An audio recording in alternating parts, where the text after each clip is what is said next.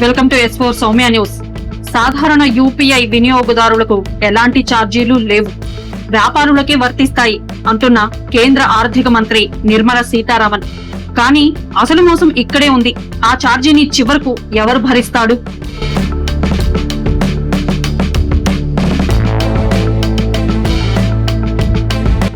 ఇప్పటికే visa, master card లాంటి debit, credit కార్డుల మీద పడే ఛార్జీలను వ్యాపారస్తులు భరించలేక కార్డ్ అయితే ఒక రేటు, క్యాష్ అయితే మరో రేటు అని ముందే తెగేసి చెప్తున్నారు. ఇప్పుడు సరిగ్గా అదే విషయం యూపీఐ మీద కూడా తెస్తున్నారు బీజేపీ కేంద్ర ప్రభుత్వం. ఒక చిన్న ఉదాహరణ చూద్దాం. మీరు ఒక కిరాణా షాప్ లో 10,000 రూపాయలు సరుకులు కొని ఫోన్ పే కొట్టారనుకోండి. ఆ లావాదేవీకి దుకాణదారుడికి అదనపు ఖర్చు పడితే అతడు ఆ డబ్బును తన సొంత జేబులో నుంచి ఎందుకు ఇస్తాడు? ఆన్లైన్ పేమెంట్ అయితే ఛార్జ్ పడుతుంది భయ్యా, వీలైతే క్యాష్ ఇవ్వండి అంటాడా లేదా? క్యాష్ అయితే ఒక రేటు, ఫోన్ పే అయితే కొంచెం ఎక్కువ పడుతుంది అని ముఖం మీదే చెప్తాడు.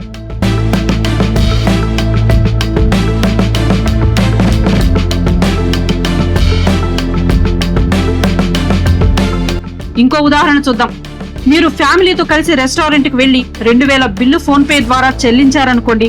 ఆ పేమెంట్ పై హోటల్ అతడికి ఖర్చు పడితే నేరుగా ఆన్లైన్ అయితే ఛార్జ్ బ్రదర్, క్యాష్ ఇస్తేనే ఈ రేటు, ఫోన్ పే అయితే ఎక్కువ అని అంటాడు.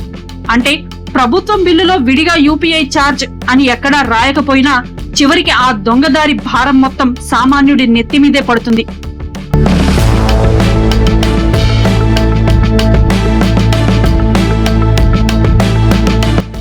ఇక్కడే అసలు దొంగ నాటకం బయటపడుతుంది. నిన్న మొన్నటి వరకు దేశంలో దొంగ నోట్లు పెరుగుతున్నాయి, నల్లధరం అరికట్టేస్తున్నాం, అందుకే డిజిటల్ ఇండియా తెచ్చాం అని ఊకదంపుడు ఉపన్యాసాలు ఇచ్చుకున్నారు. మరి ఇప్పుడేమో ఇలాంటి పిచ్చి తుగ్లక్ నిర్ణయాలతో మళ్లీ జనాలను క్యాష్ వైపు పరిగెత్తించేలా చేస్తున్నారు.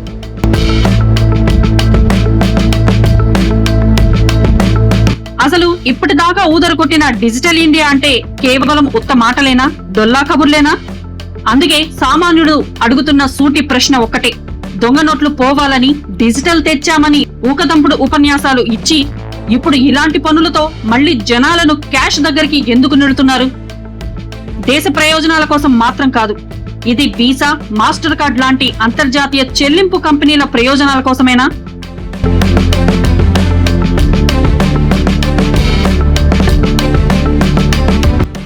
ఇక మరోవైపు సామాన్య ప్రజలకు ఇంకో రకమైన ఇబ్బంది కూడా ఎదురవుతుంది. మీరు ఫోన్ పే కానీ, గూగుల్ పే కానీ ఉపయోగించి మొబైల్ రీఛార్జ్ చేసినా, కరెంటు బిల్లు కట్టినా, వాటర్ బిల్లు కట్టినా, ఇతర ఆన్లైన్ బిల్లులు చెల్లించినా కొన్ని సందర్భాలలో అదనపు ఛార్జీలు కనిపిస్తాయి.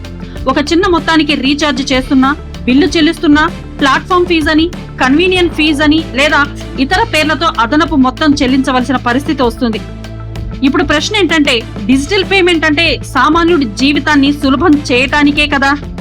ఇంట్లో కూర్చొని మొబైల్ రీఛార్జ్ చేసుకోవాలి, కరెంటు బిల్లు కట్టాలి, ఫోన్ బిల్లు కట్టాలి, గ్యాస్ బుక్ చేసుకోవాలి, ఇలా ప్రతి పని డిజిటల్ గా చేసుకోవాలని ప్రజలను ప్రోత్సహించిందెవరు? ప్రభుత్వమే కదా.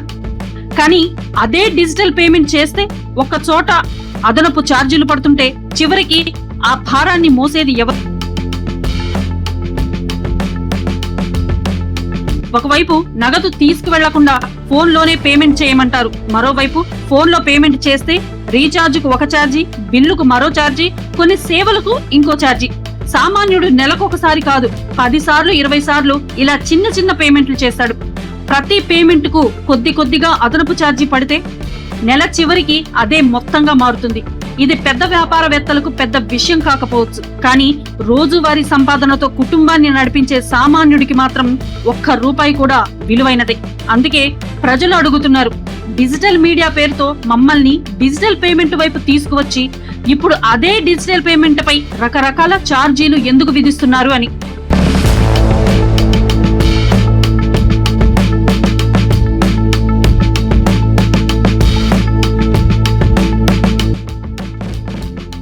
సౌకర్యం కోసం డిజిటల్ పేమెంట్ చేస్తున్నామా, లేక ప్రతి అడుగులో అదనపు డబ్బు చెల్లిస్తున్నామా? ఇక వ్యాపారులపై ఛార్జీలు పడితే వాళ్ళు కూడా ఆ భారాన్ని వినియోగదారుల మీదకి బదిలీ చేసే అవకాశం ఉంది. అంటే ఒకవైపు వ్యాపారికి ఛార్జీ, మరోవైపు వినియోగదారుడికి అదనపు ఖర్చు. చివరికి నష్టపోయేది ఎవరు? సామాన్య ప్రజలే.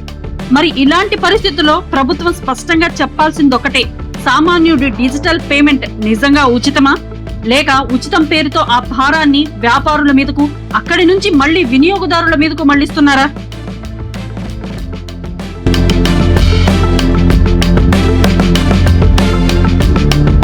నిన్న మొన్నటి వరకు దేశంలో దొంగ నోట్లు తగ్గాలి, నల్లధనం తగ్గాలి, డిజిటల్ ఇండియా పెరగాలి అని చెప్పి ప్రజలను డిజిటల్ పేమెంట్ల వైపు తీసుకొచ్చారు. ఇప్పుడు అదే డిజిటల్ పేమెంట్ లో ఛార్జీలు, అదనపు ఖర్చులు పెరిగితే మళ్లీ ప్రజలు క్యాష్ వైపు వెళ్లే పరిస్థితి రాదా? అందుకే సామాన్యుడు అడుగుతున్న ప్రశ్నకు కేంద్ర ప్రభుత్వం సమాధానం చెప్పాలి. డిజిటల్ ఇండియా నిజంగా ప్రజల సౌకర్యం కోసమేనా, లేక డిజిటల్ పేమెంట్ వ్యవస్థలో ఉన్న పెద్ద కంపెనీల ప్రయోజనాల కోసమా?